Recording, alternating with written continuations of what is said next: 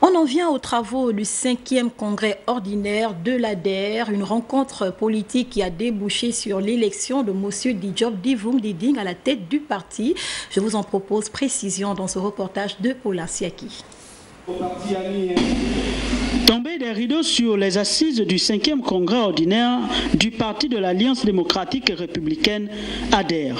Les congressistes venus de l'intérieur du pays ont penché leurs réflexions pendant 2 jours durant sur le devenir de cette formation politique. Le 5e congrès de notre parti est appelé à revêtir un caractère historique, car on ne peut plus continuer à faire comme si rien n'était, au nom de la recherche effrénée du consensus, alors que l'on touche aux fondamentaux du parti. Ce congrès, dit congrès de la refondation, était l'occasion pour le président intérimaire d'appeler les militants à plus de responsabilités.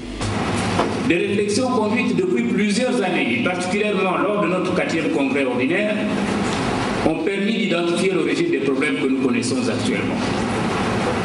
C'est pourquoi j'ai décidé de prescrire à ce 5e congrès de révisiter les fondamentaux de notre parti, notamment son idéologie, sa ligne politique et son positionnement politique, afin de faire de ce 5e congrès le congrès de la refondation de l'ADER. Au terme des 2 jours d'intense réflexion, les rênes du parti ont été remises à Diop Divung Diding. L'ADER a décliné à l'issue des travaux en commission et des plénières son nouveau positionnement sur l'échiquier politique national.